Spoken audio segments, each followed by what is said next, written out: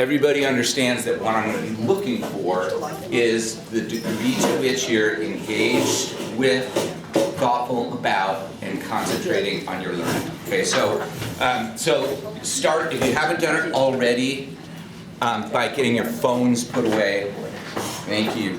And earbuds taken out, and I'm not going to do a like under the hoodie search, but you know, if you've got your hoodie up and you've got your earbud in, I don't know, Mrs. Wright is going to be here. Maybe I'll have her speak with you. What I want to emphasize about what we're doing today is that this is real genetics. Sam, all the way in the back, yeah. This is real genetics in the sense that there's more than one way at this stage of the game to, Livia, will you put your phone away? There's more than one way at this stage of the game to figure out some of these things that we're going to be looking at. But the reality is that even today, even with all our newfangled techniques of determining sequences of DNA, it turns out that often the easiest, most accurate, and least expensive way to do genetics, basically, is to just look at an individual and their relatives. And this works. We're going to be thinking about it for people today, but it works for other sexually reproducing organisms, and in particular, it will be something that you have some choice on next week, because we're going to dive into this I'm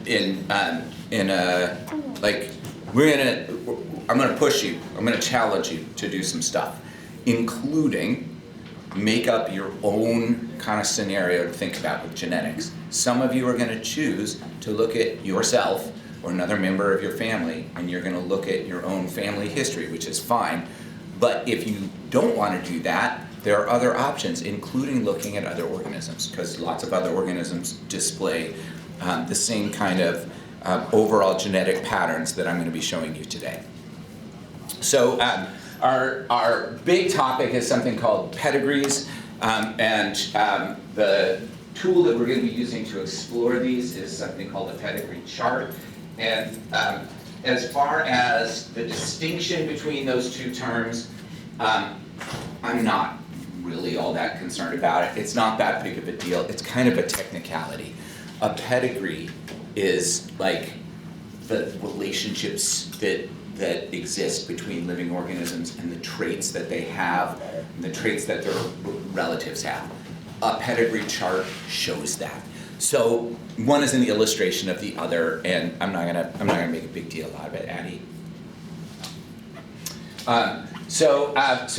What a pedigree does is it kind of looks at a certain trait, and sometimes it's a trait that has like two conditions, like with the dogs that we were looking at yesterday in class. If dogs can be deaf or dogs can be hearing, so that's like a two, there's one deafness trait, there's one hearing trait, but they're kind of the flip side of the other. Other times we're looking at a trait like blue eyes. Blue eyes is a trait. The other conditions, well, there's a whole bunch of them. You could have hazel eyes, you could have green eyes, you could have dark eyes, whatever. And hair color is another example of that. You can have blonde hair. If that's the trait we're looking at, then you need to be thinking about who has blonde hair in this family tree. But the other condition is a bunch of different hair colors: brown hair, black hair, red hair, auburn. Everything, every hair color under the sun is all part of that. So typically what we're trying to do is illustrate one single trait and think about how individuals in a family tree may have or not have that trait. So just a quick reminder, if I underline it, you should be writing it down. If I write it or draw it, you should be writing it down too. Much of what I show you today, you're not going to need to write. This is an example of a pedigree chart. And what pedigree charts do is they show you a pedigree. And as far as most of you are concerned, those two terms are interchangeable. I'm going to use them correctly because I just can't stand it but I don't care how you approach it. This pedigree chart is kind of, there's a lot going on, right? But one of the things that's really kind of interesting about it is that just looking at this, you can tease out some things that are undoubtedly true.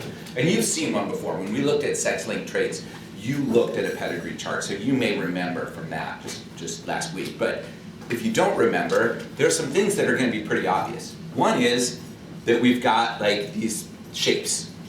Those are probably people or individuals. And then we've got these like lines, and those lines show the relationships between people. Are they married? Are they brother and sister? Are they, father and daughter? Like, what's the connection between them in terms of their family tree? And then there's this color, and the color probably has to do with, if we're looking at a trait, the trait. So I don't know what this, I just pulled this off the internet. This is real. I don't know what the trait was that they were looking at, but you can see like, well, these individuals here have the trait, and these individuals here don't. Like, it's that simple. And that's really mostly the level that we need to be able to interpret these charts.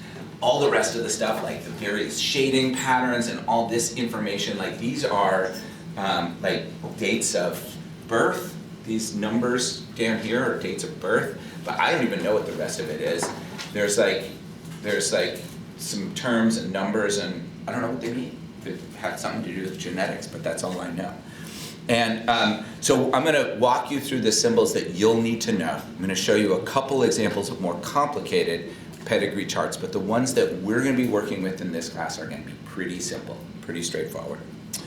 And this is where the real genetics comes in, and typically, so there's a whole bunch of reasons to look at pedigree charts if you're a scientist.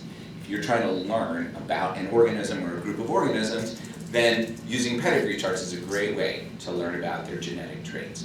But for regular old people like us, typically what we use these what we use these pedigree charts for is to think about genetic diseases and conditions that can be inherited. So because many of these diseases are heritable, if you are going to have kids, if you or your spouse is pregnant, or if you're thinking about having kids with somebody, a lot of people, even today, even though we have like 23andMe and all sorts of stuff, a lot of people will go to a genetic counselor. And what a genetic counselor does is they like put together a pedigree chart for you, for your family, for certain things that might leave you at risk or leave your offspring at risk for a genetic condition. A lot of things that we don't think of as genetic have a genetic component. Alzheimer's disease, breast cancer, like certain like inclinations towards diabetes or heart disease. Those are all things that we have genetic markers for those. They don't make it like 100% sure that it's going to happen, but they don't mean that it can't possibly happen. But if you have the genetic marker for, say, like type 2 diabetes, then you're more likely to develop it. And with that information, what's really interesting about this is that if you choose, and many people do, then you can make changes that lessen your chance of being affected by whatever this condition is that we're talking about. So a really good example of this, a real example, is a friend of mine who has a genetic condition called Turner syndrome. She didn't know she had it. She has a special kind of it called mosaic Turner's, which means not every cell in her body has Turner syndrome, just some of them. And so it's not something that you can tell by looking at her. It's not something you can tell from her behavior. Nobody knew. And then she and her husband wanted to start a family, so that they had a kid, and that was it. And she was not able to get pregnant again. And so she kept going to the doctors, like, what's going on? They finally figured out that she has this mosaic Turner's. And now that she knows that, she has changed the way that she lives her life, because it turns out that people with mosaic Turner's have a they have not heart disease, but they're predisposed toward having like heart strain and stuff like that. So she's changed the way that she exercises so that it's best for her heart. And there are certain kinds of foods that are best for, like, by people with mosaic feel better and live longer if they eat certain foods. She's made major changes to her life and her lifestyle now that she knows this. And so these pedigree charts can really make a big difference. One other thing that we see in pedigree charts, and this is particularly difficult to test for with genetic tests because we don't know what the genes are certain mental health conditions, depression, anxiety, obsessive compulsive disorder. Those are all things that tend to run in families. We're not sure why. We don't know what's going on with the underlying genetics of this stuff. And so, thank you. So those are all things that when we look at a pedigree chart, that can be a huge help. Some of you may have even noticed something similar to this if you've ever gone to the doctor and if you've been the one to fill out the little form at the beginning. And most of you are at an age where your folks are kind of doing that for you, right? Parents or guardians are taking care of that for you, but maybe you've done it, and at some point you will, and what they do is they ask you about your family. Does anybody in your family have a history of heart disease? Does anybody have a history of stroke? And so because they're not just trying to pry into your private life, like they want to know this stuff, because if you have a bunch of people in your family who had heart attacks, you're statistically more likely to have one as well, because there's a hereditary component to it. All right, so we're going to go through a pedigree chart, and basically we're going to keep it as simple as possible. So there's two shapes that we're going to look at, and I'm going to talk about this really briefly because there's a piece here that I want you all to hear. And so the squares represent biological males, the circles indicate biological females, and what I want you to hear is that in genetics, in biology, we use the terms sex and gender in a really specific way. Outside of biology, those terms are also used, but they're used in a variety of ways by a variety of people, and it's evolving. And we are seeing changes in the way that people use those terms. So I want to be really clear that I am not trying to make any sort of social pronouncement. I have no agenda except the clarity of the words that I'm using. So I want to clarify what I mean by biological male and biological female, and just make it really clear that this has nothing to do with either gender identity outside of the sphere of biology or the definition of this term, biological sex, because outside of biology, this term biological sex means different things. But within biology, there's one thing that it means the same thing every time. So we have this precision where we use our language, and ultimately, I suspect this is going to change. We're going to use a different term here because it's too confusing when we have social changes going on and biology, and the overlap in vocabulary can be very confusing. When we talk about a biological male, all we're saying is if you look at chromosomes, this individual would have XY chromosomes. Okay? There are sex chromosomes that determine this condition that biologically we define as biological sex. Biological males have one X and one Y. Biological females have two X's. There are chromosomal disorders that can impact the number of sex chromosomes you have, and those individuals generally can't reproduce, which means there may be some disagreement about somebody with, like, I forget what they're called, but I think Klinefelter's is one where you have an extra X chromosome, but you have Y. So Klinefelter's is XXY. Those people generally present as male. In our categorization, we don't have a category for them. And the reason that we don't is because the reason that we look at this type of system in genetics is to identify traits that are on the X chromosome. So we're looking at sexual reproduction. That's why we care about the XY and the XX, because we know that every sexual reproduction involves one biological male and one biological female. That's how it works. And so we've got the genetics of that down pat. All right, so our males are going to be squares, and they have XY chromosomes for the sex chromosomes. Females are represented by circles. They have 2 X chromosomes. The lines and the connections, well, the horizontal lines, like you could call it marriage, but it's not necessarily marriage, just 2 people who have a baby, right? Like this is a connection between individuals. And again, there's a social piece there that I don't care what you call it. I'm going to call it marriage just because that's a convenient way of talking about a partnership between 2 individuals. And then when you see vertical lines like this, this indicates that everything that comes below this are the offspring of those 2 individuals. And then the filling, we're just gonna think about it, so there's a million ways to think about it. Different pedigree charts have different rules. They all come with a key, and the key kind of spells out what things are. Our rule is gonna be really simple. If the circle or square is colored in, they have the trait that we're talking about. They show the trait. And if they're clear, they do not show the trait. So if our trait were blue eyes, then a darkened in square or circle would represent an individual with blue eyes. If our trait were being able to hear, then a individual with darkened circle or square would be able to hear.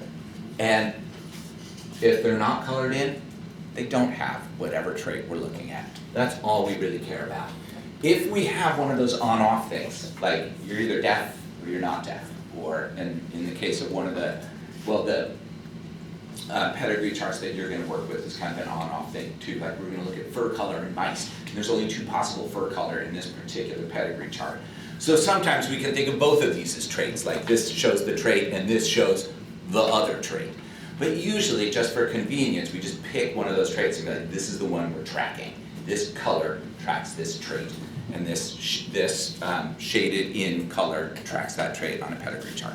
And then we're not going to worry about these like kind of half-shaded ones. And the reason is because different pedigree charts use different rules for that. And some pedigree charts are like, we don't know. We don't know if there's an individual that's heterozygous. We don't know if they're a carrier of a recessive allele necessarily. And so showing this half-shaded thing is misleading. If we only have like unshaded, shaded, and half-shaded, we're missing one. And that is, what if we don't know? Like this, oh, well, I'm not gonna go into it. So basically, we're just gonna have shaded or unshaded. This is going to refer to the phenotype, okay? Our shading refers to the phenotype only. It doesn't tell us necessarily anything about the genotype. It just tells us if the individual shows the trait in question or not. Yeah? Oh, I just graduated. Oh, okay. So here's an example, and first, we're not going to look at these shaded ones. So we're just gonna like pretend that these ones don't even exist. Their shading doesn't even exist because it's ambiguous in many cases. But what can we see from this? Well, this is a woman married to a man. They have these 4 kids. This daughter married a man, and they had these 4 kids. This woman does not have the trait, whatever it is. This man does. These 4 we're not going to consider because they're half-shaded. So this is like, we're not going to have to think about the half-shaded ones. This daughter has whatever it is. This son does not have whatever it is. What is it that we're looking at? We're looking at this trait. It's called sickle cell anemia. You don't have to know this, just for like, just kind of interesting. Sickle cell anemia is a real trait, and it results in misshapen red blood cells. Red blood cells are the ones that hold oxygen. So people with sickle cell anemia have low oxygen levels because their red blood cells aren't as efficient at carrying oxygen. So now we can look at this pedigree chart and say, well, this woman has sickle cell anemia, and so does this woman. And this man doesn't, and this man doesn't. Now we know. And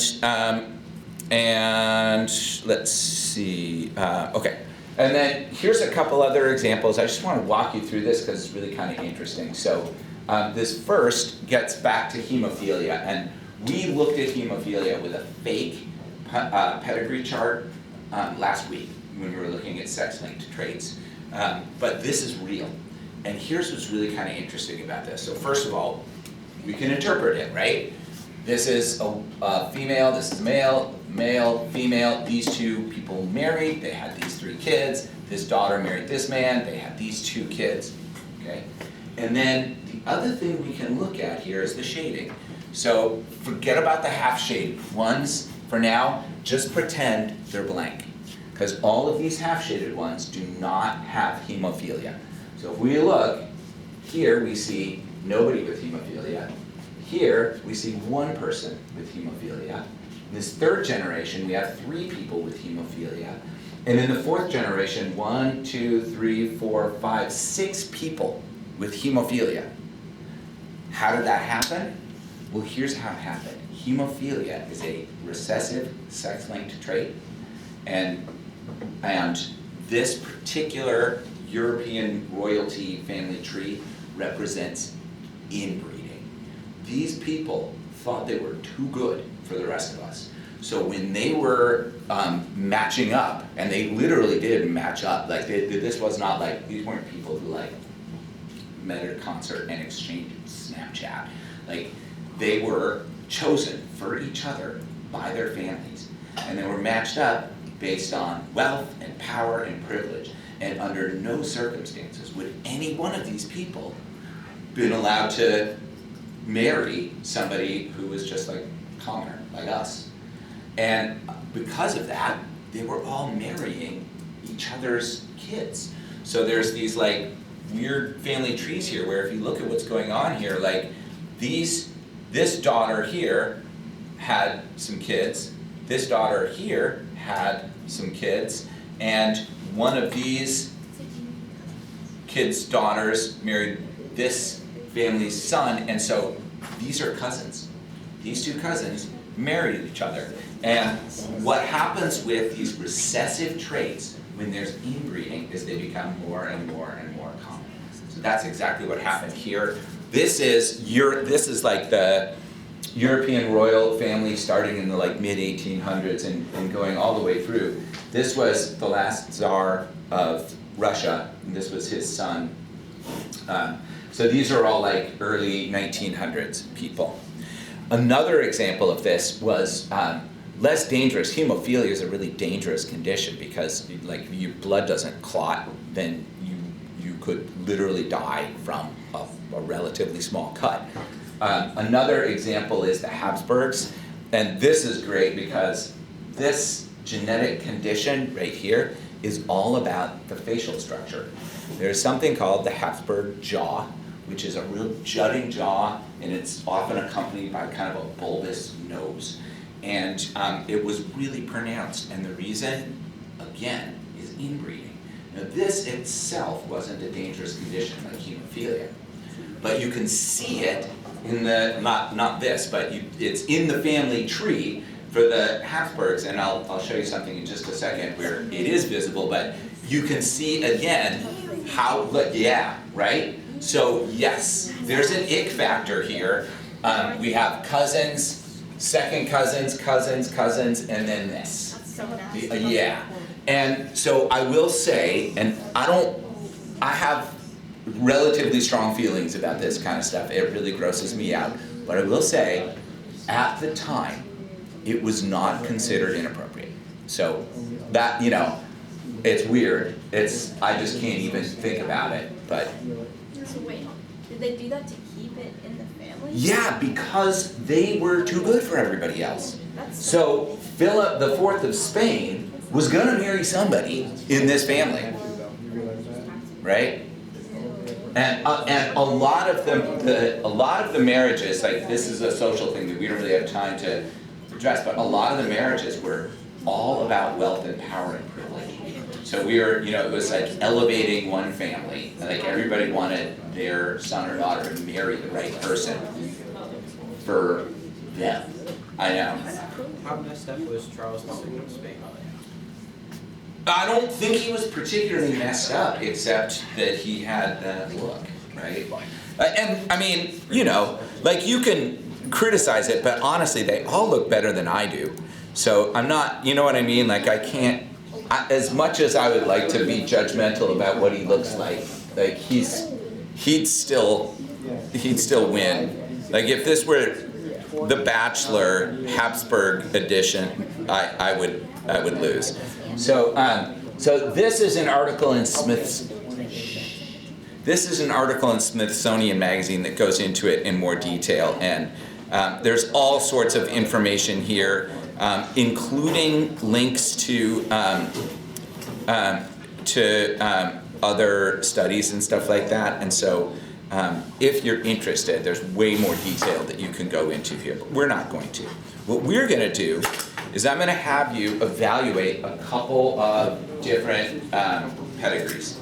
And this is in preparation for work that I'm going to ask you to do next week.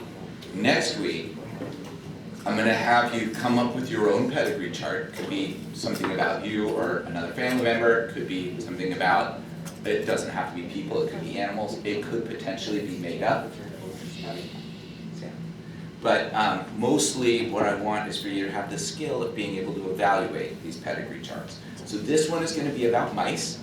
And there's fur colors in mice. In this made up example, there's only two possible fur colors, black and white. And our coloration in the pedigree chart is going to be indicative of black fur. So that's our trait that we're tracking is black fur. Individuals that have black fur will have their square or circle colored in, Cody and Lydia. And it even tells us what alleles we're going to use. We're going to use a capital A for the dominant allele, which means we'll use a lowercase a for the recessive allele. If we find somebody that we don't know whether they're homozygous dominant or heterozygous, we'll write it with a one dominant allele because we know they have one and an underscore.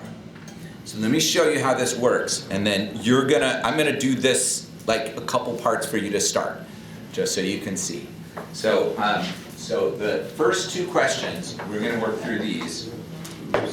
We're gonna work through these right now. And these first two questions are, which of these traits is dominant and which is recessive? And when you look at this, like a lot of times people are like, well, this has got to be dominant, right? Because but not necessarily. The trait we're tracking, which is black fur in this case, it might be the dominant trait or it might be recessive. How do you figure it out? This is where we kind of get back to that idea of like, well, what do you do if you have one hearing dog and one deaf dog? You can figure out what the genotype of those two individuals is by looking at their kids. So in this case, what you want to look for is you want to look for matings between two individuals that have the same filling, right? So this individual has black fur, this individual has black fur. And then start with the assumption that that's a recessive trait. So if that's true, then both of these individuals would have two recessive alleles. And now think about their offspring. These three mice all have black fur, which makes sense because there's only recessive alleles to choose from. This one has white fur. Stop right there. This individual right there cannot come from a cross between two homozygous recessive individuals. So this can't be right. And now we know that the dominant allele is for black fur.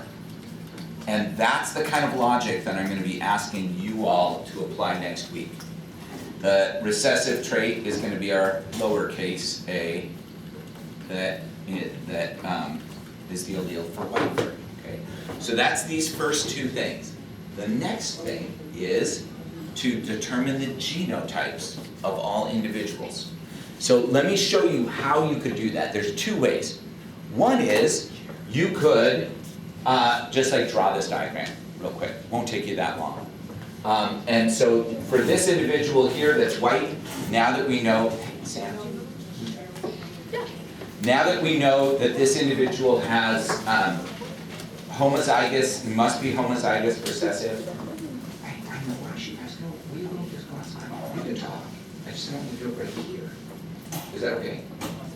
I mean, it's really fine with me. I just want you to stop talking while you're right by my ear. Okay, we know that any individual that has white fur is going to have two recessive alleles. So this individual right here has to have two recessive alleles. This one, because it has black fur, has at least one dominant allele. We don't know what the other one is yet. If you draw the pedigree chart, you can label it like this. Another way to do this that would be like just as effective would be to, let's see, Jack, can you talk with Ms. Wright for a few minutes? Thank you. Oh, are you ready? I am. Okay.